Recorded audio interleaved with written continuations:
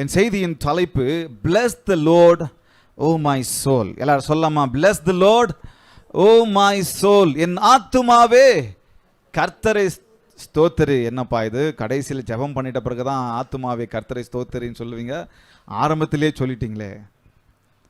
பாருங்க, என் ஆத்துமாவே கர்த்தரை ஸ்தோத்திரி என்று சொல்லும்போது இதில் ஒரு பெரிய ரகசியம் அடங்கி இருக்கு, இதில் ஒரு பெரிய உற்சாகம் அடங்கி இருக்கு, இதில் ஒரு பெரிய காரியங்கள் அடங்கி இருக்கு. என் ஆத்துமாவே கர்த்தரை ஸ்தோத்திரி. அதற்கான வசனத்தை நம்ம வாசிக்கலாம். சாம்ஸ் 103, சங்கீதம் 103 1-2 வரைக்கும் நம்ம எல்லாரும் சேர்ந்து நம்ம வாசிக்கலாம். என் ஆத்துமாவே கர்த்தரை ஸ்தோத்திரி, என் முழு உள்ளமையுடைய பரிசுத்த நாமத்தை ஸ்தோத்திரி. என் ஆத்துமாவே கர்த்தரை ஸ்தோத்திரி, கர்த்தர் செய்த சகல உபகாரங்களை கர்த்தர் செய்த சகல உபகாரங்களையும் மறவாதே என்று சொல்லி வேதம் சொல்லுகிறது. கன்னடத்தில் நான் வாசிக்கிறேன் பாருங்க. ನನ್ನ ಮನವೇ ಯೆಹೋವನನ್ನು ಕೊಂಡಾಡು, ನನ್ನ ಸರ್ವೇಂದ್ರಿಗಳೇ ಆತನ ಪವಿತ್ರ ನಾಮವನ್ನು ಕೀರ್ತಿಸಿರಿ. ನನ್ನ ಮನವೇ ಯೆಹೋವನನ್ನು ಕೊಂಡಾಡು, ಆತನು ಮಾಡಿದ ಉಪಕಾರಗಳಲ್ಲಿ ಒಂದನ್ನು ಮರೆಯಬೇಡ. சொல்லமா, ஒன்னையும் மறக்காதீங்க. அதை மறக்காதீங்கன்னு சொல்லி சங்கீதக்காரனாகிய தாவீது எங்க பார்த்து சொல்றாரு? என் ஆத்துமாவே, ஆத்துமாவை சொல்றாரு, நீ மறக்காத. Oh my soul, bless the Lord oh my soul. ஓ என் ஆத்துமாவே, ஓ ನನ್ನ மனவே, ஓ என் இருதயமே, என் முழு உள்ளமே, நீ அவர் செய்த காரியத்தை மறக்காத அப்படின்னு சொல்லி சொல்றாரு. அப்ப பாருங்க, இந்த சங்கீதக்காரன் அழகா ஆண்டவரை எதன் மூலமா எப்படி துதிக்க வேண்டும் என்பதை இந்த வசனத்தில் ஆரம்பிக்கிறார். எதனால துதிக்கணும்? ஆத்மாவோடு துதிப்பதை ஆரம்பிக்கிறார். முழு ஆத்மாவோடு ஆண்டவரை தொழுது கொள்வதை அவர் சொல்லுகிறார். கர்த்தருக்கு முழு ஆத்மாவோடு நன்றி சொல்வதை குறித்து அவர் சொல்லுகிறார். கர்த்தரை எப்படி முழு ஆத்மாவோடு ஆராதிக்க வேண்டும் என்பதை அவர் சொல்லுகிறார். தன் ஆத்மாவுக்கு சொல்லி அதை சொல்லுகிறார். அப்போ நானும் நீங்களும் இன்றைக்கு எதை கற்றுக்கொள்ள போகிறோம் என்று சொன்னால், நாம் எதை செய்தாலும் பாதி மனதோடு செய்ய வேண்டும். எப்படி செய்யணும்? முழு மனதோடு செய்ய வேண்டும். ஆக என் ஆத்துமாவே கர்த்தரை ஸ்தோத்திரி. நான் எதை செய்தாலும் அதை முழு மனதோடு, நான் எதை செய்தாலும் அதை முழு ஆத்மாவோடு, நான் எதை செய்தாலும் அதை அந்த ஆத்ம சம்பந்தப்பட்டு சொல்லுவாங்க. எப்படி? அது ஆத்மார்த்தமா எல்லாவற்றையும் செய்ய வேண்டும். ஆக இந்த ஆத்மாவே கர்த்தரை ஸ்தோத்திரி அப்படின்னு சொன்னால் நான் எப்படி இதை அண்டர்ஸ்டாண்ட் பண்ணிக்கிறேன், நான் எப்படி இதை நம்புறேன் அப்படின்னு சொன்னால், வெறும் சரீரம் மாத்திரம் சில சமயங்களில் துதிக்கும். ஆள் மட்டும் இங்கே துதிப்பாங்க, ஆள் மட்டும் இங்கே கை தட்டிட்டு இருப்பாங்க, ஆனால் அவங்க மைண்டெல்லாம் வேற எங்க ரவுண்டில் இருக்கும். அதனால தான் இவர் சரியாக சொல்கிறார். பார்த்து பாருங்க, மனுஷன் எப்படி உருவாக்கப்பட்டான்? சரீரம், ஆவி, ஆத்ம, சரீரம் உருவாக்கப்பட்டுச்சு. அப்போ இவர் எப்படி துதிக்கிறார்? தன் ஆத்துமாவை அழைத்து, ஆத்துமாவே நீ அவரை துதி என்று சொல்லும் போது நான் நம்புறேன், சரீரம், ஆத்துமா, ஆவி, சரீரம், ஆவி, ஆத்துமா, இது மூன்றும் சேர்ந்து ஒன்றாக செயல்படுவதை நான் இந்த இடத்துல உணர்றேன். நான் நம்புறேன். என் சரீரமே துதி அப்படின்னு சொல்லல. அப்போ என்ன சொல்லுகிறது? என்ன வார்த்தை? என்ன நான் அதை அண்டர்ஸ்டாண்ட் பண்றேன் அப்படின்னு சொன்னா, ஒன்றுமில்லை, தன் ஆத்மாவை சோர்த்தரிக்கும், தன் ஆத்மாவை கூப்பிட்டு, என் ஆத்மாவே அவர் செஞ்சதை மறக்காத, அவர் செஞ்சதை முழு மனதோடு துதி, முழு மனதோடு சொல்லு, முழு மனதோடு நன்றி சொல்லு அப்படின்னு சொல்லும்பொழுது ஆவி, ஆத்ம, சரீரம் முழுவதுமாய் இணைந்து சொல்லுகிறது என்று சொல்லி நான் உணர்கிறேன், நான் நம்புறேன்.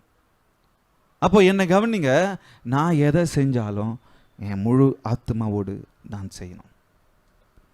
தேவனுக்கென்று நான் எதை செய்கிறேனோ, தேவனுக்கென்று நான் எப்படி செய்ய வேண்டும், தேவனுக்கென்று நான் எதை செலுத்தினாலும், தேவனுக்கென்று நான் எப்படி உகந்த காரியங்களை செலுத்த வேண்டும், அதை என்னுடைய முறுமுறுப்போடு செய்யாமல், பாதி மனதோடு செய்யாமல், கட்டாயத்தினால் செய்யாமல், முழு மனதோடு செய்ய ஆண்டவர் என்னையும் உங்களையும் சொல்லுகிறார். சொல்லம்மா, என்னங்க?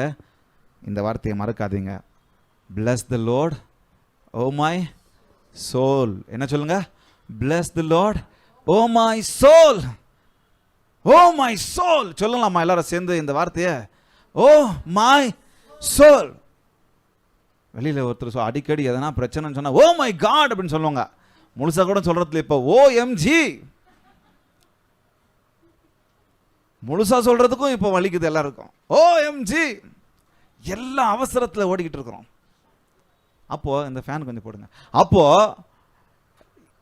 ஆண்டவர் இந்த இடத்துல சொல்றாரு, சங்கீதக்காரன் அழகா அவன் ஆத்துமாவை கூப்பிட்டு, என் ஆத்துமாவே, இந்த ஓ என் ஆத்துமாவே நீ கர்த்தரை ஸ்தோத்தரி அப்படின்னு சொல்லும் பொழுது, நான் முழு மனதோடு 100% அவருக்கு எதை செய்தாலும் அதை செய்யணும். ஆராதனைக்கு வரேன், எப்படி வரணும்? முழு மனதோடு வரணும். பாஸ்டர் ஃபோன் பண்ணுவார், அப்படி இல்லை. சில பேர் கட்டாயத்தினால வந்து உட்கார்றான். நம்ம 2 வாரம் வரலாம்னா இவர் ஃபோன் பண்ணிடுவார், இல்லைன்னா வீட்டுக்கு வந்துடுவார். அந்த கட்டாயம் இல்லை. என் முழு மனது அவசியம். ஒரு பக்தன் அழகா அதை செஞ்சார். ஆனால் அந்த பக்தனிடத்தில் ஆண்டவர் கேட்டது நம்ப முடியாத காரியம். அந்த பக்தனிடத்தில் ஆண்டவர் கேட்டது ஏற்றுக்கொள்ள முடியாத ஒரு காரியம். நானா இருந்தா ஏற்றுக்கொண்டிருப்பது சந்தேகம். அந்த பக்தனிடத்தில் அந்த விஷயத்தை கேட்க போது அவனுடைய மனது எப்படி துடித்திருக்கும் சொல்லி எனக்கு தெரியல. அவருடைய மனது எந்த அளவுக்கு அங்கலாய்த்திருக்கும் என்று சொல்லி தெரியல. ஆனா அந்த விஷயத்தையும் முழு மனதோடு அவர் செய்தார். இன்னைக்கு நம்ம அதை தான் நம்ம பார்க்க போறோம். யார் என்று தெரியுமா? வேற யாரும் இல்லை, ஆபிரகாம், விசுவாசத்தின் தகப்பன். ஆபிரகாமின் வாழ்க்கை வரலாறு உங்க எல்லாருக்கும் தெரியும். அதுல குறிப்பிட்ட ஒரு பகுதியை நம்ம பார்க்க போறோம். ஆபிரகாம் தேவனை விசுவாசிக்கிறதுல அந்த அளவுக்கு பெரிய விசுவாச வீரன் என்று சொல்லலாம். ஆனா ஆபிரகாம சோதிக்கிறார் கடவுள். ஒரு குறிப்பிட்ட இடத்துல கேட்கிறார். என்ன கேட்கிறார்? ஆபிரகாமுக்கு திருமணமாகி எத்தனை வருடங்கள் பிள்ளை இல்லாமல் இருந்தது. ஆனா ஆண்டவர் என்ன பண்ணாரு? வாக்குத்தத்தம் கொடுத்தார். நான் உனக்கு ஒரு குமாரனை கொடுப்பேன், நான் என்ன பண்ணுவேன், உன் ஜாதியை பெருமைப்படுத்துவேன், உன்னை ஆசீர்வதிப்பேன், உன்னை பெரிய ஜாதியாக்குவேன். ஆபராம் என்று அவர் பேரை ஆபிரகாம் என்று அவர் மாற்றினார். ஜாதிகளின் தகப்பன் என்று இருந்த அவர் பேரை திரளான ஜாதிகளின் தகப்பனாய் நான் மாற்றுவேன் என்று சொல்லி அவர் வாக்கு கொடுத்து அழகா ஒரு குழந்தைய கொடுக்கிறாரு. அவர் தான் ஈசாக்கு. யாரு? ஈசாக்கு. சந்தோஷமா வளர்றாரு ஈசாக்கு. ஆண்டவர் கொடுத்துட்டாரே, ஆண்டவர் நான் கேட்டதை கொடுத்துட்டாரே, எனக்கு ஒரு பிள்ளையை கொடுத்துட்டாரே, எனக்கு ஒரு ஏக சுதனை கொடுத்துட்டாரே, நான் கேட்ட அந்த வாக்குத்தத்தை, அவர் கொடுத்த அந்த வாக்குத்தத்தை ஆண்டவர் நிறைவேற்றிட்டாரே அப்படின்னு சொல்லி அவர் சந்தோஷமா இருக்கும்போது ஆண்டவர் வந்து சோதிக்கிறார். என்ன சோதிக்கிறாரு? வசனம் அதான் சொல்லுகிறது. அவர் என்ன கேட்கிறாரு? உன்னுடைய ஏக சுதன். அப்படியே அதை சொல்லியே கேட்கிறார். உன்னுடைய ஒரே மகன் எனக்கு காணிக்கையாக கொடு, எனக்கு பலியாக கொடு. வசனத்தை வாசிக்கலாம். ஆதியாகமம் 22:1 நம்ம வாசிக்க போறோம். இந்த காரியங்கள் நடந்த பின்பு தேவன் ஆபிரகாமை சோதித்தார். இந்த வசனத்தை ஞாபகம் வச்சுங்க. யாரை சோதிச்சாரு? ஆபிரகாமை சோதித்தார். அவர் அவனை நோக்கி ஆபிரகாமே என்றார். அவன் இதோ அடியேன் என்றான். அப்பொழுது அவர், உன் புத்திரனும் உன் ஏக சுதனும் உன் நேசகுமாரனும் ஆகிய ஈசாக்கை நீ இப்பொழுது அழைத்து கொண்டு மோரியா தேசத்துக்கு போய் அங்கே நான் உனக்கு குறிக்கும் மலைகள் ஒன்றின் மேல் அவனை தகன பலியாக பலியிடு என்றார். என்ன பலியிடணும்? தகன பலி. எப்படி ஏற்றுக்கொள்ள முடியும்? ஒரே மகன், வீட்டுக்கு பெரிய பிள்ளை, தலை பிள்ளை, தகன பலியாக எனக்கு காணிக்கையாக கொடு, என் ஊழியத்திற்கு கொடு, என் ராஜ்யத்திற்கு கொடு அப்படின்னு சொல்லி அவர் கேட்கும்போது ஆபிரகாம், இந்த 2 வசனத்தில் அதுக்கு நடுவில் எந்த வசனமும் வரல, அதை முடிஞ்ச உடனே என்றார், பலியிடு என்றார்னு சொன்ன உடனே 3வது வசனத்தில் அவர் அங்கே யோசிச்சாரு, நைட்டெல்லாம் அழுதுகிட்டு இருந்தாரு. இங்கே ரெக்கார்ட் பண்ணல, எனக்கு தெரியல அவர் நைட்டெல்லாம் எந்த மைண்டில் இருந்திருப்பாருன்னு சொல்லி. ஆனால் மனசு வலி இருந்திருக்கும், ஒரு தகப்பனா வலி இருந்திருக்கும். ஆனால் 3வது வசனத்தில் ஆபிரகாம் அதிகாலையிலே எழுந்து ரெடி ஆயிட்டார். ஆண்டவருக்கு தன் மகனை கொடுக்க, தன் ஆராதனை கொடுக்க, தன் துதியை கொடுக்க, தன் தொழுகையை கொடுக்க அவர் ரெடி ஆயிட்டார். இன்னைக்கு நானும் நீங்களும் இந்த சம்பவத்தில் 3 முக்கியமான காரியங்களை நாம் பார்க்க போகிறோம். முதல் காரியம் ப்ரிஃபர். எல்லாரும் சொல்லாமா? ப்ரிஃபர் அப்படின்னா தமிழில் என்ன சொல்றது? முன்னுரிமைப்படுத்துங்கள் அல்லது தேர்வு செய்யுங்க. அவருக்கு பலி செலுத்துவதை குறித்த கவனம் எனக்கு அவசியம். அவரை ஆராதிப்பதை குறித்த கவனம் எனக்கு உங்களுக்கு இன்னைக்கு அவசியம். இன்னைக்கு தேவ சமூகம் அநேகருக்கு லேசாயிடுச்சு, ரொம்ப லேசாயிடுச்சு. தேவ சமூகத்திற்கு ப்ரிஃபர் பண்றது இன்னைக்கு நிறைய பேர் குறைஞ்சிட்டாங்க. தேவ சமூகத்தில் காத்திருப்பதை ப்ரிஃபர் பண்ண நிறைய பேர் தவறிட்டு இருக்கிறோம். நம்ம தேவனுக்கு கொடுப்பதை குறித்ததான காரியங்களிலே நாம் தவறி கொண்டிருக்கிறோம். நாம் வழி விலகி போய் கொண்டிருக்கிறோம், நம்மை அறியாமல் என்பதை நாம் மறந்து விடக்கூடாது. இந்த பிஸி லைஃப்ல, இந்த ஓடிக்கொண்டிருக்கிற லைஃப்ல நான் தேவ பிரசன்னத்தை ப்ரிஃபர் பண்ணணும், நான் தேவ ராஜ்யத்தை ப்ரிஃபர் பண்ணணும், தேவ சபையை ப்ரிஃபர் பண்ணணும், தேவனை ஆராதிப்பதற்கு ப்ரிஃபர் பண்ணணும், தேவனுக்கு முன்னுரிமை கொடுக்கணும், தேவனை தேர்ந்தெடுக்கணும், தேவ ராஜ்யத்திற்கு முதலிடம் கொடுப்பதை ப்ரிஃபர் பண்ணணும் அப்படின்ற விஷயத்தை நான் மறந்துடுறேன், நான் விட்டுடுறேன். நேரம் கிடைச்சா, மூடு இருந்தா, வண்டி இருந்தா, கார் இருந்தா, பெட்ரோல் இருந்தா நான் ஆண்டவரை ஆராதிக்க வருவேன். நேரம் இருந்தா நான் அவரிடத்துல ஜெபம் பண்றதுக்கு போவேன்.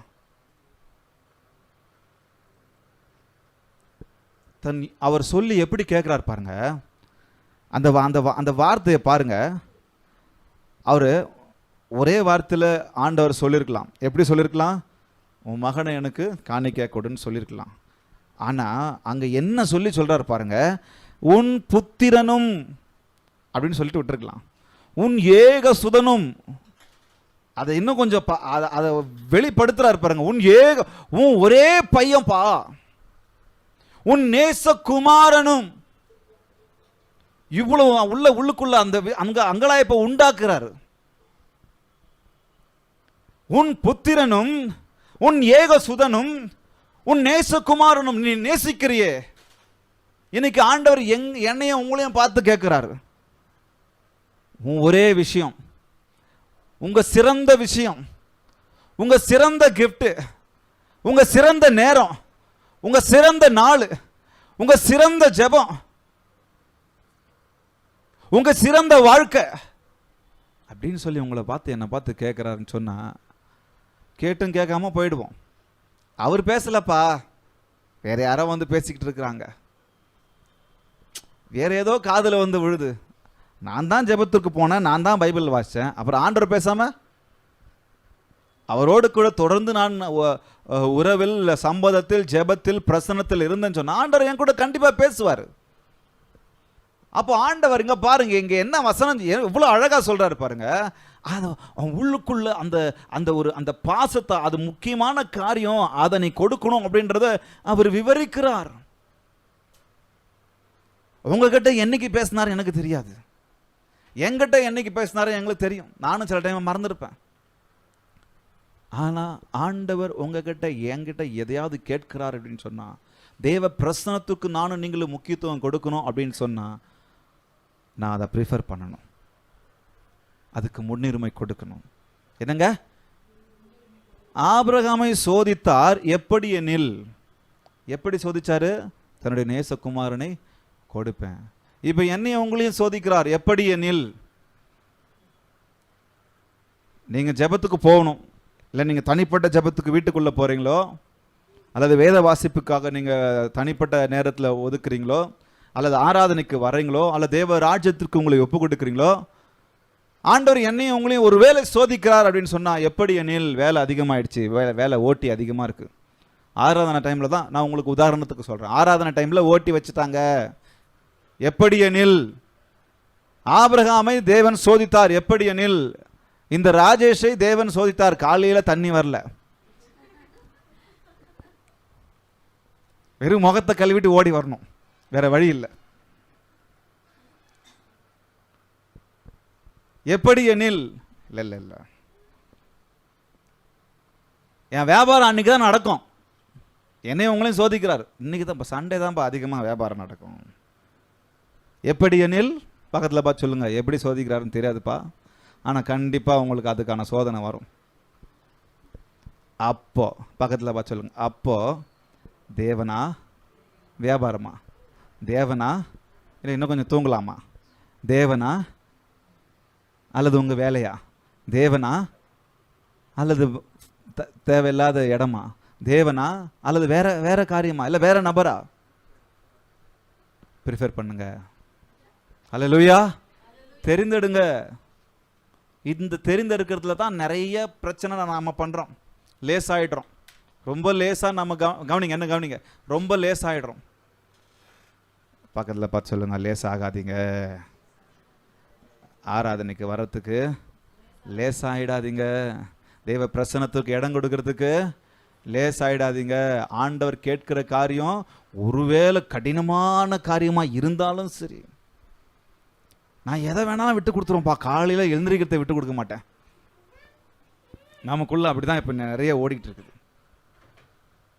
அப்போ தேவனுடைய பிரசனம் எந்த அளவுக்கு மகத்துவம் உள்ளது.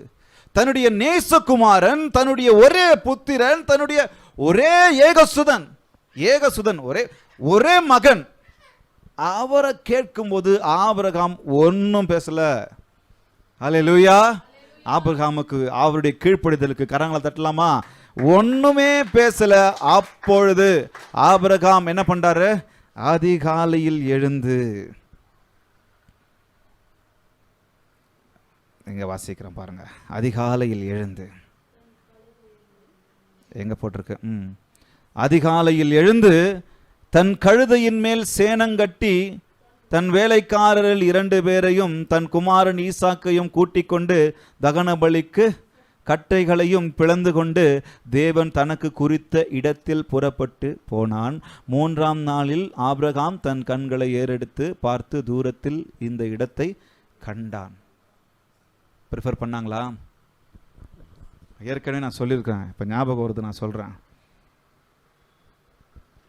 எங்கே போக சொன்னார்? 2வது வசனத்தில் வாசிக்கலாம். அப்பொழுது அவர், உன் புத்திரனும் அங்கே விட்டுடுங்க, மோரியா தேசத்துக்கு போய் அங்கே நான் உனக்கு குறிக்கும் மலைகள் ஒன்றின் மேல் அவனை தகன பலி. நான் சொல்லாமா, நான் உங்களுக்கு சொல்ற இடத்துல அந்த மலை மேல போய் பலியிடணும். நான் யூடியூப்ல தான் பார்த்து ஆண்டவர் ஆராதிப்பேன். நான் சர்ச்சுக்கெல்லாம் வர மாட்டேன். நேரம் இருந்தால் தான் நான் வருவேன். இங்க பாருங்க, நான் சரிப்பா பலி கொடுக்க சொன்னாரு, வீட்டுக்கு பக்கத்துலேயே பலி கொடுத்துருக்கலாமே. பலி தானே உங்களுக்கு வேணும், கடவுளே பலி தானே வேணும், காணிக்கை தானே வேணும், வீட்டுக்கு பக்கத்துலேயே கொடுக்குறேன். பலிபடம் கட்டுறேன். எவ்வளோ பெருசாக வேணும் சொல்லுங்க, கட்டிடுறேன். அடுக்குறேன், கல் கட்டுறேன், அதுக்கு மேலே கட்டையை கட்டுறேன், அவனை படுக்க வைக்கிறேன். சொல்லியிருக்கலாமா? ஆனால் வசனம் சொல்லுகிறது, நான் உனக்கு குறிக்கும் மலைகள் ஒன்றின் மேல் அவனை தகன பலி. அப்போ 3வது வசனத்தில் சொல்லுது, 3ஆம் நாளில் பிரயாணம் பட்டு, எவ்வளவு நாள் போயிருக்கிறாரு? பிரயாணம் பட்டு போயிருக்கிறாரு. ஒரு 1/2 hour வர்றதுக்கு லேட் ஆகுது. 1/2 hour. ரொம்ப லேஸ் ஆயிடுறோம், நம்ம ரொம்ப லேஸ் ஆயிடும். சொல்லம்மா, ப்ரிஃபர் பண்ணுங்க. இன்னைக்கு நான் வந்துடக்கூடாதா இருந்துச்சு, இன்னைக்கு நான் வந்துடக்கூடாதா இருந்துச்சு.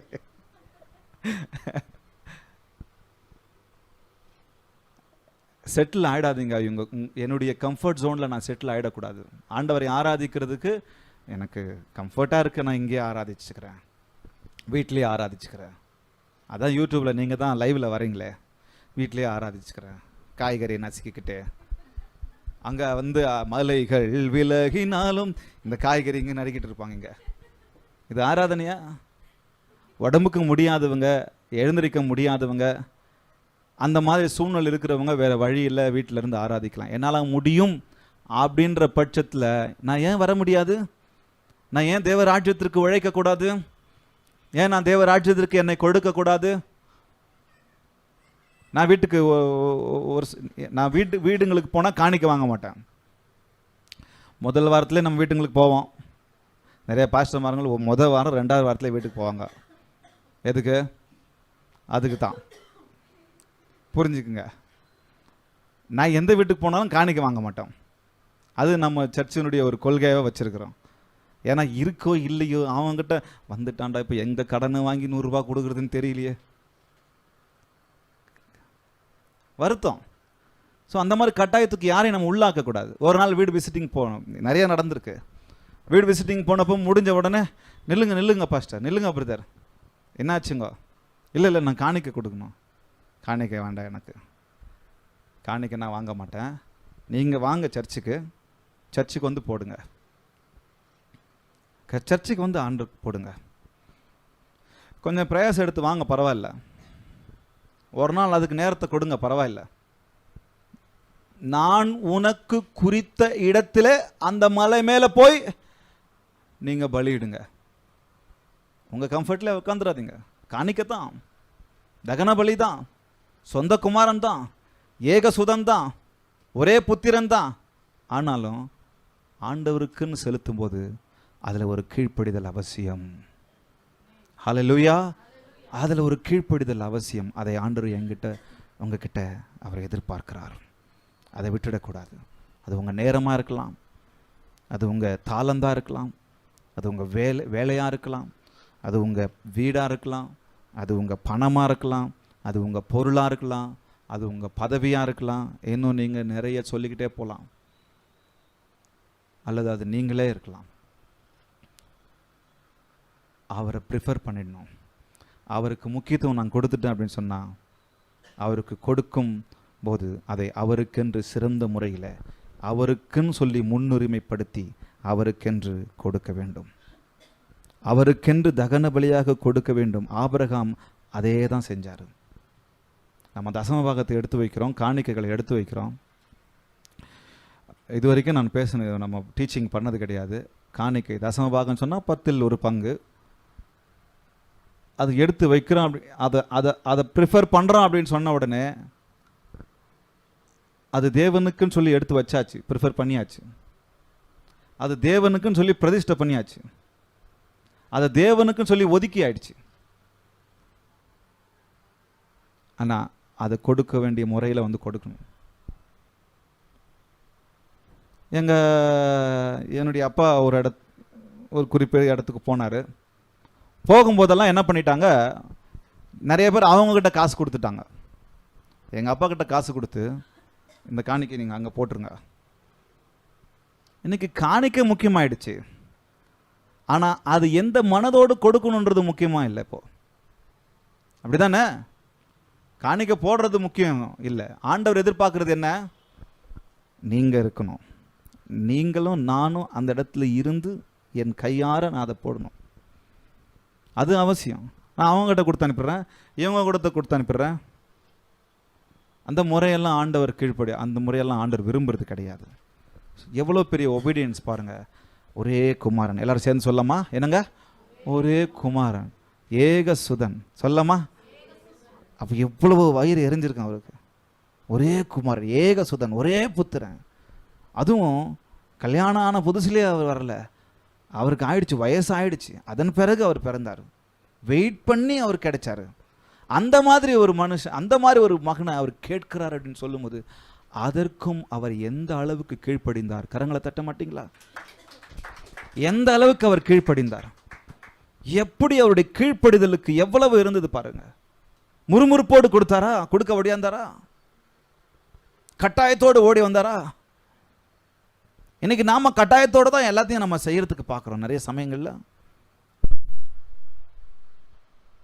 அந்த கீழ்ப்படிதல் அவசியம். ஆபிரகாமின் கீழ்ப்படிதல்.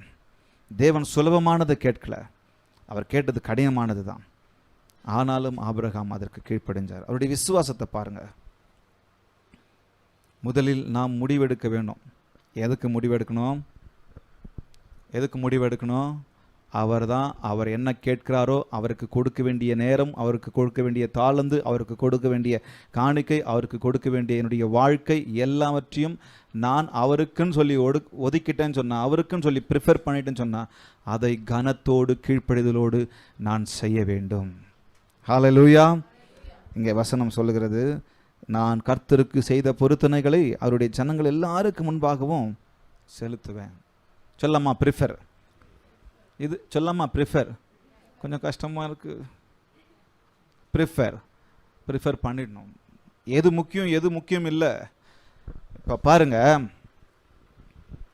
எனக்கு ஊழியம் இல்லை, ஒரு வேலை வருது, ஊழியம் வருது. ஊழியம் வரல, ஊழியம் இல்லாத சமயத்தில் ஒரு வேலை வருது. அப்போ நான் அந்த வேலையை போய் நான் செய்கிறேன். அப்போது எனக்கு ஒரு ஊழியம் இருக்குது, அந்த சமயத்தில் ஒரு வேலை இருக்குது. அப்போ நான் எதை ப்ரிஃபர் பண்ணணும்? ஊழியத்தை ப்ரிஃபர் பண்ணணும். இன்றைக்கி அதில் நம்ம அவுட் ஆகிடுறோம், அதில் நம்ம விட்டு கொடுத்துட்றோம், அதில் நம்ம கீழ்ப்படியாமல் போயிடுறோம், ஆண்டவரை கனவீனப்படுத்திடுறோம், ஆண்டவரை தூசிச்சிடுறோம், ஆண்டவருக்கு விட்டு கொடுக்கறது கிடையாது, ஆண்டவர் ராஜ்யத்துக்கு விட்டு கொடுக்கறது கிடையாது. அப்போ எதுக்கு முக்கியத்துவம் கொடுக்கணும், எதுக்கு முக்கியத்துவம் கொடுக்கக்கூடாதுன்னு எனக்கு உங்களுக்கும் கவனமாக தெரிஞ்சிருக்கணும். தேவ ராஜ்யம் வந்துட்டா போதும், அதுக்கப்புறம் தான் எல்லாமே. முதலாவது தேவனுடைய ராஜ்யத்தையும் நீதியையும் தேடுங்கள், அப்பொழுது எல்லாம் இவைகள் எல்லாம் கூட கொடுக்கப்படும். அப்போ இது எனக்கு உங்களுக்கு ரொம்ப அவசியம். சொல்லாமா ப்ரிஃபர் பண்ணுங்க. எது முக்கியம் இல்லை, எது முக்கியம் இல்லை. தேவ ஊழியம்னு வந்தாச்சா, தேவ ராஜ்யம்னு வந்தாச்சா, அவருடைய சமூகத்திற்கு நான் கொடுக்கணும்னு வந்தாச்சா, கமிட்மெண்ட்டுன்னு வந்தாச்சா, சரண்டரின்னு வந்தாச்சா, இதுதான் முக்கியம். அதுக்கு முன்னாடி எது வந்தாலும் அதெல்லாம் அடுத்தது தான். ஹல்லேலூயா. தகன பலின்னு வந்தாச்சா, அதுக்கு அப்புறம் எல்லாமே அடுத்தது தான். அதிகாலையில் எழுந்துட்டார், 2 நாள் விட்டு போல, 3 நாள் விட்டு போல, அவருக்கு சௌகரியமாக இருக்கிற நேரத்துக்கு போல சொன்னார், காலையில் எழுந்துட்டாரு, ரெடி பண்ணிட்டு போய்கிட்டே இருக்கிறாரு. ஹல்லேலூயா. இரண்டாவதாக, முதல் ப்ரிஃபர், இரண்டாவதாக ப்ரிப்பேர். எல்லாரும் சொல்லலாமா? ப்ரிப்பேர் பண்ணுங்க. ப்ரிப்பேர் ரொம்ப அவசியம். ப்ரிஃபர் பண்ணிட்டோம் இல்லைங்களா, அப்போ என்னை ஆயத்தப்படுத்துவது மிக மிக அவசியம். ஆயத்தಗೊಳಿಸುವುದು என்ன? ஆபிரகாம் தான் செலுத்த வேண்டிய பலிக்காக தன்னை ஆயத்தப்படுத்தி கொள்வதை இந்த பகுதியில் நம்ம பார்க்கலாம். தன்னை எப்படி அவர் தயார்படுத்தி கொள்றார் பாருங்க. எப்போ எழுந்திருக்கிறாரு? அதிகாலையில் எழுந்து தன் கழுதைகளின் மேல் சேனங்கட்டி ப்ரிப்பேர் பண்ணுறாருங்களா? எத்தனை மணிக்கு எழுந்தாரு?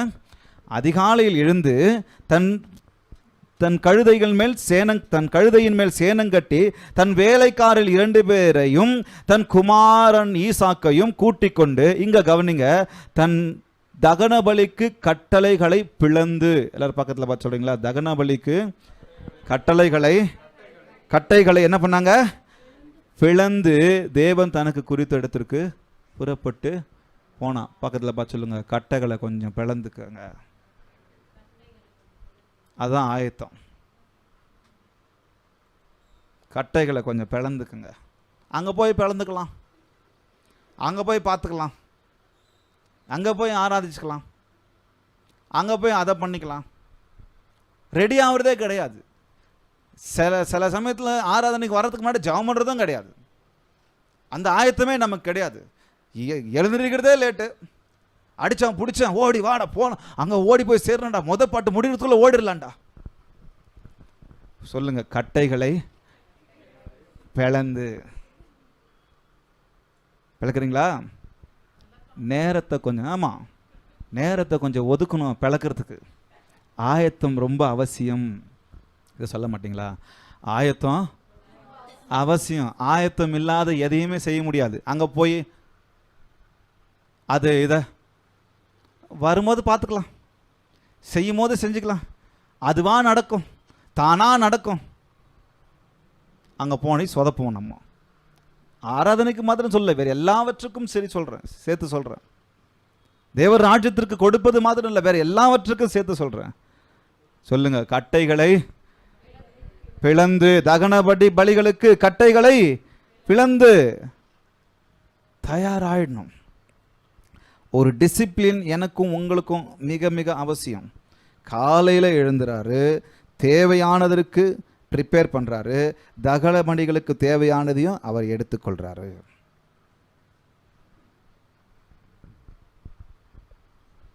சிலர் பேர் என்ன சொல்லுவாங்க, வாயிலே வடை சுடுவாங்க. நான் கடவுளுக்கு அதை பண்ணுறேன், நான் கடவுளுக்கு இதை பண்ணிடுவேன், நான் கடவுளுக்கு அதை செஞ்சு முடிச்சிடுவேன் சொல்ல மாட்டிங்களா? வாயிலேயே. இது நம்ம தமிழ்காரங்க செம்ம லாங்குவேஜ். அவங்க என்னென்னவோ சொல்லி வச்சுக்கிறாங்க, எனக்கு வருது பாருங்க. அதெல்லாம் வாயிலே வடை சுடு, வாயிலே எல்லாமே பேசுவாங்க. இங்கே வசனமும் இந்த ஒரு வார்த்தைக்கு ஒத்து வருது பாருங்க. வாயில் எல்லாத்தையும் செய்வாங்க, ஆனால் ஆயத்தப்படுத்த மாட்டாங்க, கிரியையில் வந்து செய்யவே மாட்டாங்க. வசனம் சொல்கிறேன் பாருங்க, தீத்துல வசனம் சொல்லுகிறார் பாருங்க. அவர்கள் தேவனை அறிந்திருக்கிறோம் என்று அறிக்கை பண்ணுகிறார்கள், கிரியைகளினாலோ அவரை மறுதலிக்கிறார்கள். என்ன வாயில சொல்றாங்களாம், நான் ஆண்டவர் அறிஞ்சிருக்கிறேன், நான் ஆண்டவர் தெரிஞ்சிருக்கிறேன், நான் ஆண்டவருக்கு அதை செய்கிறேன், நான் ஆண்டவருக்கு இதை செய்கிறேன், ஏதாவது ஏதாவது ஏதாவது உங்களுக்கு செய்ய வேணும் ஒவ்வொரு நாளும் அப்படின்னு வாயிலே நான் வடை சுட்டுக்கிட்டே இருக்கிறேன். ஆனா கிரியையில ஒன்றும் இல்லையப்பா, செயல்ல ஒன்றும் இல்லையப்பா. கட்டையை ஒன்றும் பிளக்காம இருக்கிறியே, கட்டைகளை இன்னும் ஆயத்தப்படுத்தாம இருக்கிறோமே, தேவனுக்காக செய்ய வேண்டிய காரியங்களை இன்னும் ஆயத்தப்படுத்தாம இருக்கிறோம்ல, தேவனுக்காக கொடுக்க வேண்டிய காரியங்களை இன்னும் ஆயத்தப்படுத்தாம இருக்கிறோம்ல. அங்க போய் பார்த்துக்கலாம், இங்க போய் பார்த்துக்கலாம், அப்புறம் பார்த்துக்கலாம், நேரத்தை ஒதுக்கலாம். வேண்டாம் சொல்லலாமா? அதெல்லாம் வேண்டாம். நம் வாயினால் அல்ல, கிரியைகளினாலும் நம்ம என்ன பண்ணணும்? காண்பிக்கணும். கிரியைகளினால காண்பிக்கணும்.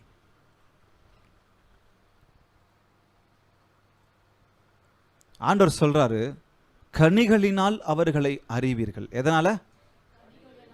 இன்னொரு தடவை சொல்லமா, எதனால அறிவோம்? அப்போ அந்த கனி நாம் கொடுக்க வேண்டும் என்று சொன்னா கிரியை செய்யணும். வேறு எங்க போகணும்? ஆழமா போகணும். வேறு ஆயத்தம் ஆகலன்னு சொன்னா கனி கிடைக்காது. கரங்களை தட்ட மாட்டீங்களா? வேறு ஆயத்தம் ஆகலன்னு சொன்னா எனக்கு என்ன கிடைக்காது? கனி கிடைக்காது. வேறு போக போக போகத்தான் மேலே இலைகள் அதிகமாகும்.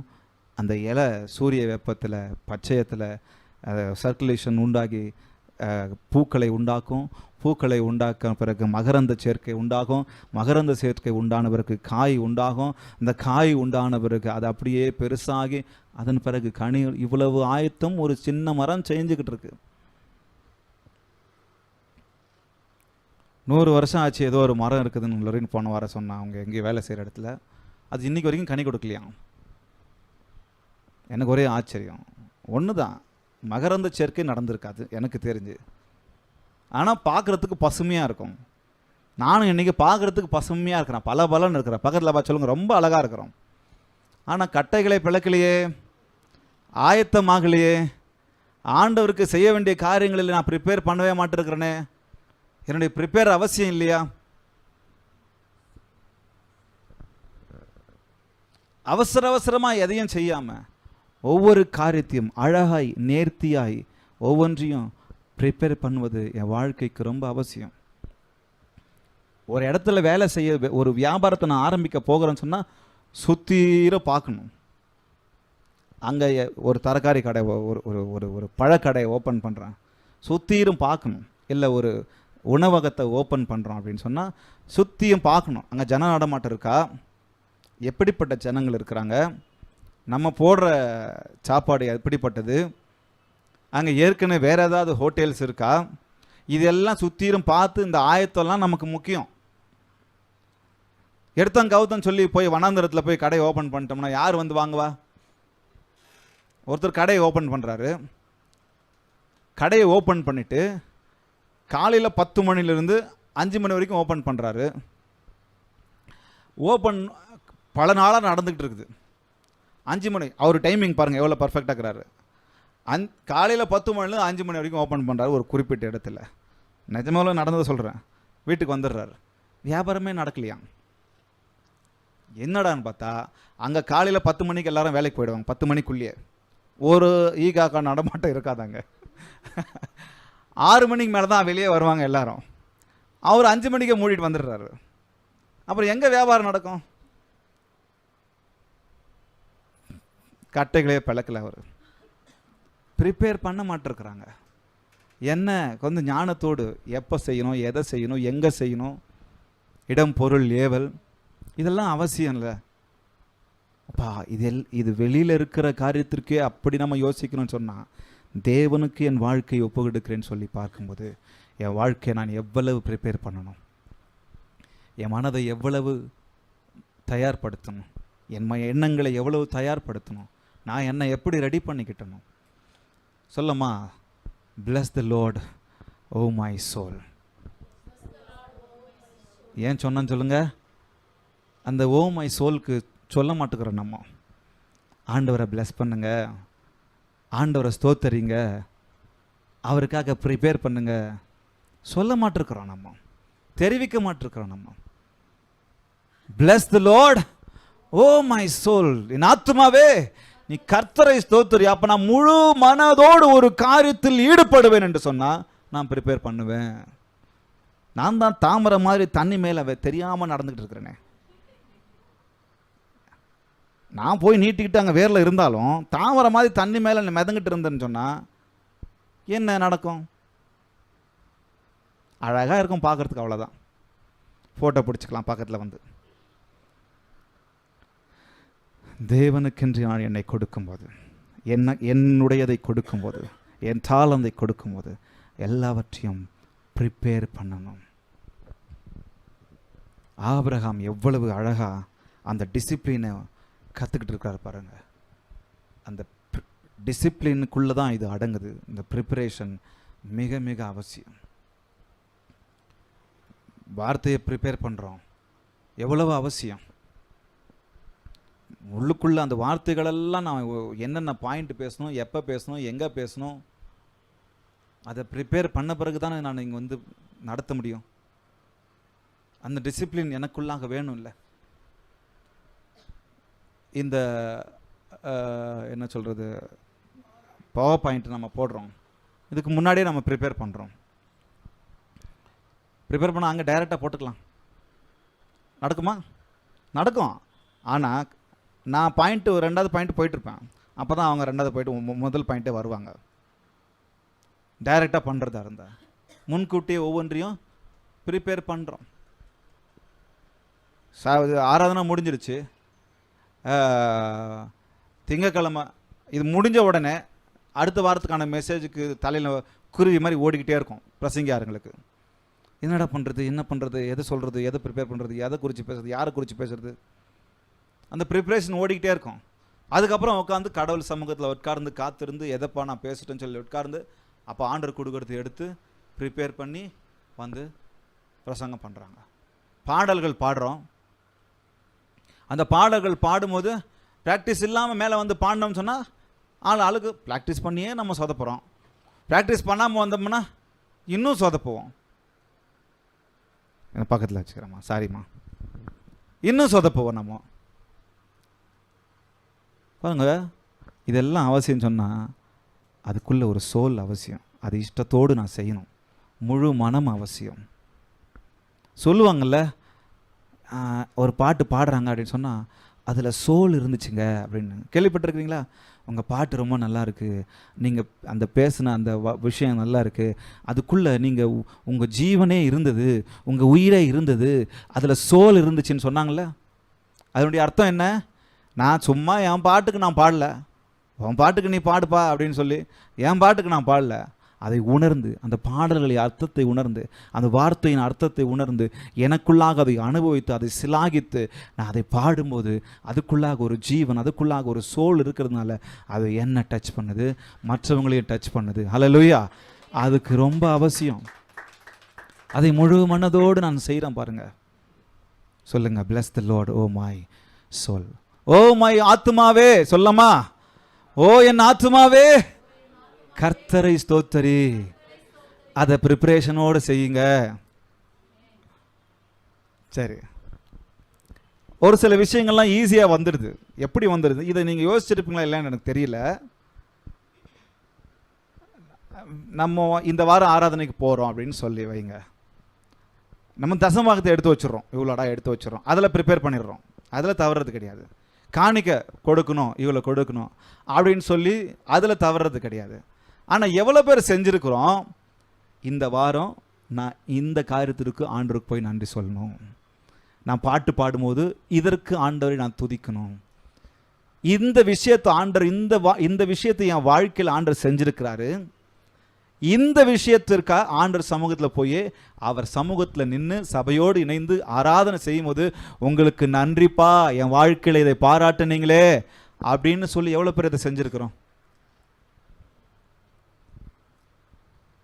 அப்போது இது அவசியம், இந்த ப்ரிப்பரேஷனும் அவசியம். எப்படி என் காணிக்கை கொண்டு வரணும், அல்லது எப்படி நான் நேரத்துக்கு வரணும், அல்லது எப்படி நான் என் தசமாகத்தை கொண்டு வரணும், அதை போலவே நான் என் நன்றியை செலுத்தும் போது கூட இந்த காரியங்கள் எல்லாம் நீங்கள் எனக்கு செஞ்சீங்களே, இந்த சுகத்தையெல்லாம் எனக்கு கொடுத்தீங்களே, என் குடும்பத்திற்கு இந்த நன்மையை செய்தீங்களே, என் கணவனுக்கு என் மனைவிக்கு இந்த நன்மையை செய்தீங்களே, என் பிள்ளைகளுக்கு இந்த நன்மைகளை செய்தீங்களே அப்படின்னு சொல்லி இதையும் ப்ரிப்பேரோடு வரணும். அதுக்கு தான் ஆராதனை, அதுக்கு தான் துதி, அதுக்கு தான் ஜெப நேரத்தை நம்ம கொடுக்குறோம். ஹல்லேலூயா. சொல்லமா ப்ரிப்பேர் பண்ணுங்க. கட்டைகளை பிளந்து கொண்டு தேவன் தனக்கு குறித்த இடத்திற்கு புறப்பட்டு போனான். அந்த டிசிப்ளின் எனக்கு அவசியம். மூன்றாவதாக, முதல்ல என்ன சொன்னோம், ப்ரிப்பேர் பண்ணுங்க. இரண்டாவதாக ப்ரிப்பேர் பண்ணுங்க. மூன்றாவதாக ப்ரெசண்ட். அதை ப்ரெசண்ட் பண்ணுறது மிக மிக அவசியம். இந்த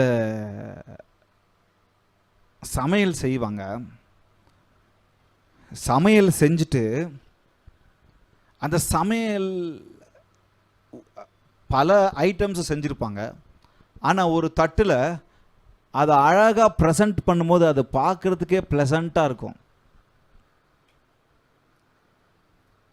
கவனிச்சிருப்பீங்க. சரி, நம்ம வீட்டில் நம்ம என்ன பண்ணுறோம், போட்டுக்க, நீ போட்டுக்க, அவங்க போட்டுக்குன்னு சாப்பிட்டுக்கோ, செய்ய வேண்டியது என் வேலை, செஞ்சுக்கிறேன். ப்ரிஃபர் பண்ணிட்டாங்க இந்த சமையல் தான் செய்யணும்னு சொல்லி, ப்ரிப்பேரும் பண்ணிட்டாங்க, சமையலை செஞ்சு முடிச்சிட்டாங்க. எடுத்துகிட்டு வந்து வச்சுட்டு அதை சரியாக பரிமாறலை அப்படின்னு சொன்னால், சரியாக ப்ரெசன்ட் பண்ணலன்னு சொன்னால் அங்கேயும் அவுட்டு நடக்கு. அப்போ கடமைக்காக எல்லாத்தையும் செய்கிறோம் நம்ம.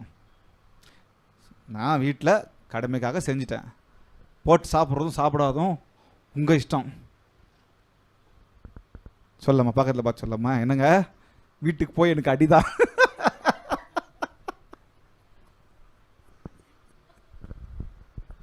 என்ன அவசியம், ப்ரெசன்டேஷன் அவசியம். அப்போ நம்ம பார்க்கும்போது அதில் அழகாக சாப்பாட்டை வைக்கிறோம். இந்த நான்வெஜ்ஜெல்லாம் விட்டுருங்க, இந்த வெஜ்ஜு சாப்பாடெலாம் வைக்குவாங்க பாருங்கள், இலை சாப்பாடு, அழகாக இலை சாப்பாடு போடுவாங்க. நடுவில் கொஞ்சம் ஒயிட் ரைஸு, அப்படியே இந்த பக்கம் கொஞ்சம் ரசம், இந்த பக்கம் கொஞ்சம் சாம்பார், அந்த பக்கம் கொஞ்சம் பொரியல், வேறு பொரியல், அப்படியே சுற்றிரும் வச்சுருவாங்க. அந்த ப்ரெசன்டேஷனை பார்க்குறதுக்கு வாயில் எச்சு ஊறிடும். அதை சாப்பிட எவ்வளோ அழகாக இருக்குது. ப்ரெசண்ட் பண்ணுற விஷயத்துலேயே நம்மளை சாய்ச்சிருவாங்க. ப்ரெசன்டேஷன் அவசியம் தானே, சமையல் அவசியம்தான், ப்ரிப்பேர் அவசியம்தான். எடுத்துக்கோ இல்லை, அதை அழகாக பரிமாறணும். அப்போ ஆண்டவர் சமூகத்தில் நான் என்னை ஜீவ பலியாக கொடுக்கும்போது என்னை பரிசுத்தமும் உகந்த காணிக்கையுமாய் அவருக்கு எந்த அளவுக்கு ப்ரெசன்டேஷன் பண்ணணும், ஹல்லேலூயா, எந்த அளவுக்கு என்னை விட்டு கொடுக்கணும், எந்த அளவுக்கு என்னை நான் தாழ்த்தணும். அங்கே ப்ரெசன்டேஷன் எப்படி பண்ணுறோம், நான் பாஸ், வெளியில் அந்த பாஸாகவே தான் ஆராதிப்பேன். ஜென்ரல் மேனேஜர் இங்கேயும் ஜென்ரல் மேனேஜராகவே ஆராதிப்பார். அவர் அங்கே டிஎல்லாக இருப்பார், டீம் லீடராக இருப்பார், இங்கேயும் டீம் லீடராகவே ஆராதிப்பார். இங்கே வந்துட்டா உங்கள் ப்ரெசன்டேஷன் டீம் லீடராக இருக்கக்கூடாது. நம்ம ப்ரெசன்டேஷன் எதுவாக இருக்கக்கூடாது, ஓனராக இருக்கக்கூடாது. இங்கே வந்துட்டோம் சொன்னால் நம்ம ப்ரெசன்டேஷன், நம்ம மேலே இருக்கிற தலை மேலே இருக்கிற கிரீடம் இருக்கவே கூடாதுங்க. எவ்வளோ பெரிய ஆளுன்றது, எவ்வளோ பெரிய பதவியில் இருக்கிறோம் அப்படின்றது இங்கே அவசியம் கிடையாது. இங்கே ஒரே ஒருத்தர் தான் பெரியவர், அது இந்த ஆண்டவர் மாத்திரம்தான். ஹல்லேலூயா. அப்போ நான் இங்கே வந்துட்டேன்னு சொன்னால், வெளியில் அங்கே கேட்டில் வந்த உடனே வேற ஒரு விஷயம் வந்தது, அதனால நான் சொல்லலை. கேட்டில் வந்த உடனே எல்லாத்தையும் கழட்டிடணும், என் கிரீடத்தை கழட்டிடணும், என் ஜாதியை கழட்டிடணும், என் பெருமையை கழட்டிடணும், என் ஈகோவை கழட்டிடணும், என் பொறாமையை கழட்டிடணும், என் போட்டியை கழட்டிடணும், நான் பெரியவன் சின்னவன் அப்படின்றத கழட்டிடணும். உள்ளே வரும்போது குழந்தையா ஆண்டு சமூகத்தில், ஆண்டவரே நான் உங்கள் பிள்ளை, நான் உங்கள் மகன். இது எப்படி இருக்குது ப்ரெசன்டேஷனு? இந்த ப்ரெசன்டேஷனை தான் ஆண்டவர் விரும்புகிறாரு. அப்போ வசனம் சொல்லுகிறது பாருங்க, ரோமர் 12:1 வசனம் சொல்லுகிறது, அப்படி இருக்க சகோதரரே, நீங்கள் உங்கள் சரீரங்களை பரிசுத்தமும் தேவனுக்கு பிரியமுமான ஜீவ பலியாக ஒப்பு கொடுக்க வேண்டும் என்று தேவனுடைய இரக்கங்களை முன்னிட்டு உங்களை வேண்டிக் கொள்ளுகிறேன். என்ன அழகா சொல்றார் பாருங்க. எப்படி பிரசன்ட் பண்ணுங்க உங்களை? தேவனுக்கு பிரியமான ஜீவ பலியாக ஒப்பு கொடுக்க வேண்டும் என்று. இந்த வார்த்தை இன்னொரு சொல்லலாம், தேவனுக்கு பிரியமான ஜீவ பலியாக ஒப்பு கொடுக்க வேண்டும் என்று சொல்லி தேவனுடைய இரக்கங்களை முன்னிட்டு உங்களை வேண்டிக் கொள்ளுகிறேன் அப்படின்னு சொல்லிட்டு நிக்க வைக்கல, பக்கத்துல பார்த்து சொல்லுங்க, இதுவே புத்தியுள்ள ஆராதனை. ஹல்லேலூயா. இதுவே நானும் நீங்களும் செய்யத்தக்க புத்தியுள்ள ஆராதனையா இருக்கிறது. இந்த பிரசன்டேஷன் முக்கியம். ஆபிரகாம் எப்படி பிரசன்டேஷன் பண்றார்? அந்த 3வது வசனத்தை மீண்டும் வாசிக்கலாமா? 3வது வசனம் இல்லை, 9வது வசனத்தில்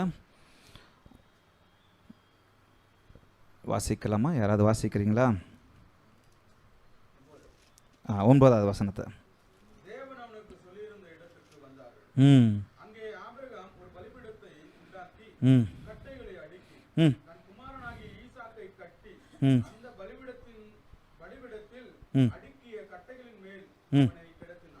அடுக்கிய கட்டைகளின் மேல் பலிபீடத்தை உண்டாக்கி, கட்டைகளை அடுக்கி,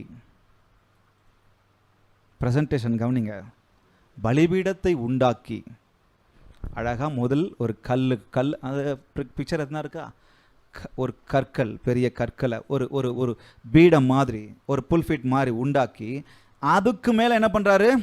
கட்டைகளை அடுக்கிறாரு.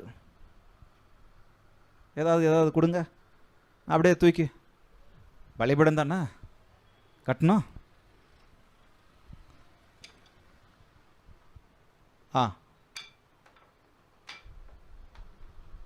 அப்படி போட்டாரா?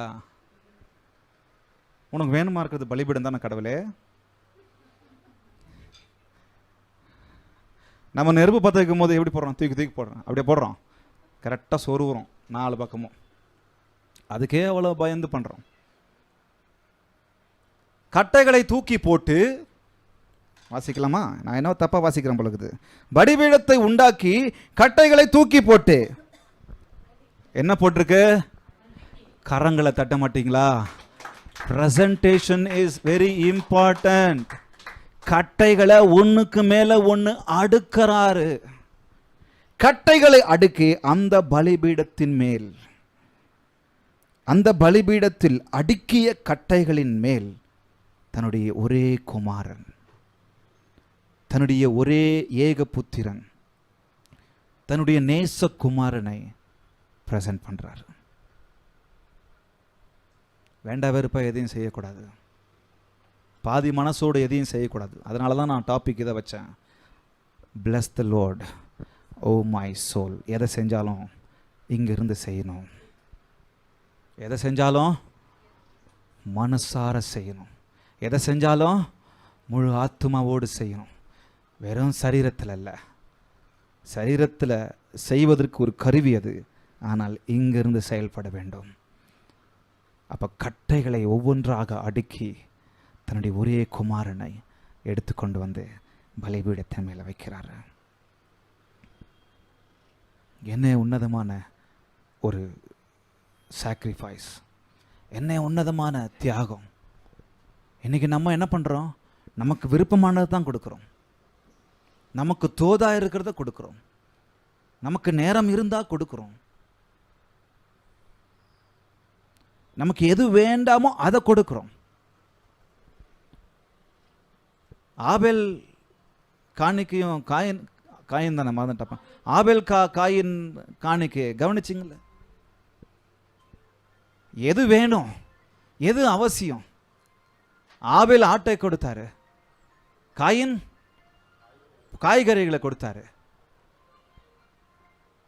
அப்போ இவ ஆபேல் கொடுத்த காணிக்கை ஆண்டவர் அங்கீகரிக்கிறார், காயினுடைய காணிக்கை அங்கீகரிக்கல. இல்லை அவர் நான்வெஜ் பிரியர், அதனால அங்கீகரிச்சாருன்றீங்களா? சரியான மாட்டை, பழுதற்ற ஆட்டை, எந்த ஒரு காயமும் இல்லாத ஆட்டை தேவனுக்குன்னு சொல்லி பலி கொடுக்கும்போது அப்படிதான் கொடுப்பாங்க. ஓட்ட உடைச்சல கொடுக்க மாட்டாங்க, ஓட்ட உடைச்சல கொடுக்க மாட்டாங்க, காயப்பட்ட ஆட்டை கொடுக்க மாட்டாங்க. ஆரோக்கியமான புஷ்டியான சரியான ஆட்டை தேவனுக்கு கொடுப்பது பிரத்யேகமானது, பிரதிஷ்டை செய்யப்பட்டது. அது அந்த கொடுக்கிற விஷயத்தில் கவனம் அவசியம், ஒழுக்கம் அவசியம், அந்த சாக்ரிஃபைஸ் எப்படிப்பட்டது என்பது அவசியம். அதில் ஒரு பயம் வேண்டும். தேவனுக்கு கொடுப்பதை குறித்ததான காரியங்களை என்னடா கொடுப்பதுன்னு சொல்லிட்டு இருக்கிறான். உங்களை என்னையும் ஜீவ பலியாக கொடுக்கிற காரியத்தில் பயபக்தி அவசியம்.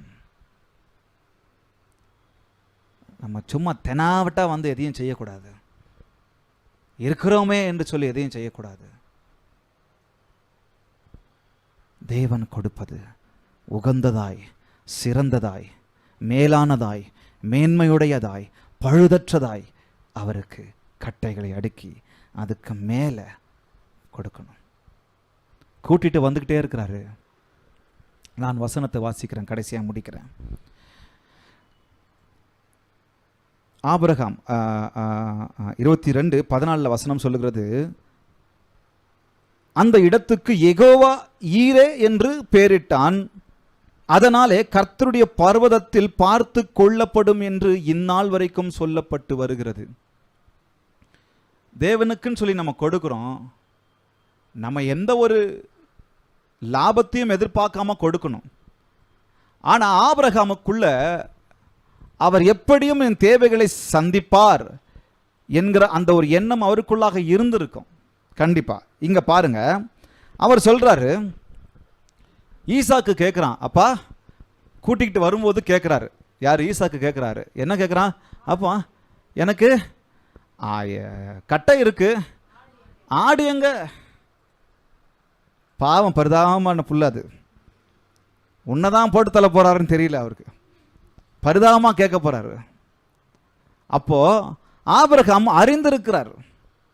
ஆபிரகாமுக்கு இந்த இடத்துல இவர் வந்து யெகோவா ஈரே என்று பெயர் எடுக்கிறார் என்று சொன்னா, அவர் ஏற்கனவே யெகோவா ஈரே என்பதை அவர் உணர்ந்திருக்கிறார்.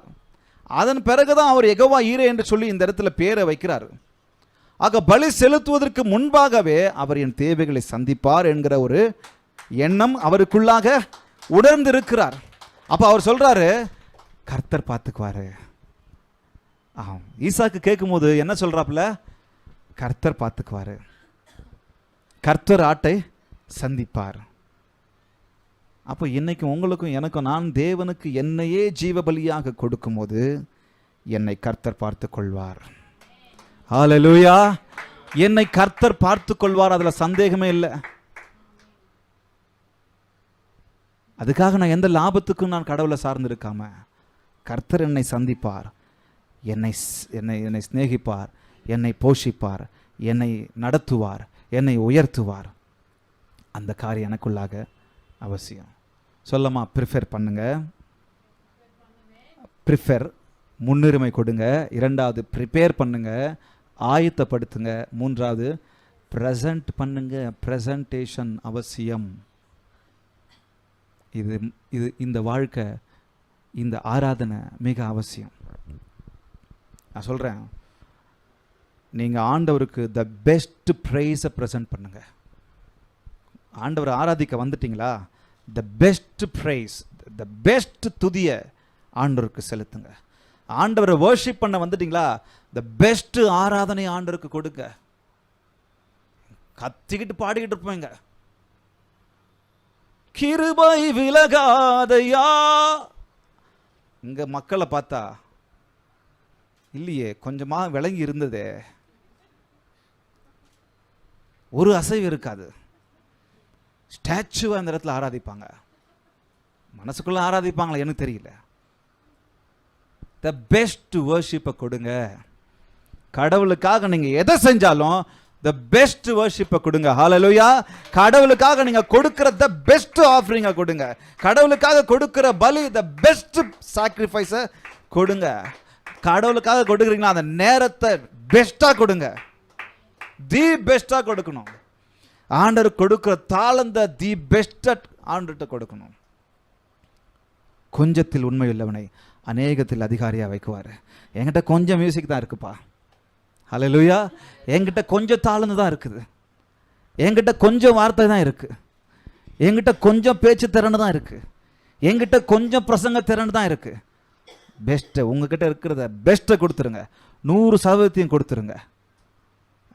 5 அப்பம் 2 மீன் அவ்வளோதான் என்கிட்டப்பா, பட் பெஸ்ட் அது கொடுத்துருங்க. 5000 பேருக்கு ஆசீர்வாதமாக வச்சுட்டாரு, பெஸ்ட்டை கொடுத்துட்டாரு. ஹல்லேலூயா. அப்போ உங்ககிட்ட இருக்கிற கீழ்ப்படுதலையும் பெஸ்ட்டாக கொடுக்கணும். எதை கொடுக்கணும்? என்னுடைய கீழ்ப்படுதலை பெஸ்ட்டாக கொடுக்கணும், என்னுடைய சாட்சியை பெஸ்ட்டாக கொடுக்கணும், என்னுடைய ஊழியத்தை பெஸ்ட்டாக கொடுக்கணும், என்னுடைய லைஃப்பை ஜீவபலியாய் த பெஸ்ட் லைஃபாக கொடுக்கணும் ஆண்டவருக்கு. ஹல்லேலூயா. இன்னிலிருந்து ப்ரிஃபர் பண்ணிடுங்க. ஆராதனன் வந்துட்டா, ஆண்டவர் ராஜ்யன் வந்துட்டா, ஊழியன் வந்துட்டா, கடவுள்னு வந்துட்டா, அவர் தான் முன்ன, மீதி எல்லாம் பின்னதான். அவர் தான் முன்னாடி இருக்கணும், மீதி எல்லாமே பின்னாடி இருந்துட்டோம். எந்த ஒரு மனிதனை பிரியப்படுத்த செய்யாதீங்க, எந்த ஒரு பாஸ்டரை பிரியப்படுத்த செய்யாதீங்க, எந்த ஒரு நபரை பிரியப்படுத்த செய்யாதீங்க. ஆபிரகாம் யாரையும் பிரியப்படுத்தலை. அவர் யாரை பிரியப்படுத்தினாங்க? யாரையும் இல்லை, சொல்லிட்டாரு. ஆபிரகாம தனியாக தான் கூப்பிட்டு சொல்லியிருப்பார் எனக்கு தெரிஞ்சு. சைலண்டாக போயிடலாண்டா, யாருக்கும் மூச்சு பேச்சு விடாத, அவர் சொன்னது எனக்கும் கடவுளுக்கு மாத்திரம் இருந்துட்டோம். இருந்தாரா? இல்லை, யாரையும் பிரியப்படுத்துறதுக்கில்ல. எடுத்துகிட்டு வந்துட்டார், கூட்டிகிட்டு வந்துட்டார், ப்ரிப்பேர் பண்ணிட்டார். 3 நாள் ஆனாலும் பரவாயில்ல, 4 நாள் ஆனாலும் பரவாயில்ல, நான் அந்த மலைக்கு தான் போவேன், அங்கே தான் போவேன், அங்கே தான் ஆராதிப்பேன். போயிட்டார், கொடுத்துட்டாரு. ஹல்லேலூயா.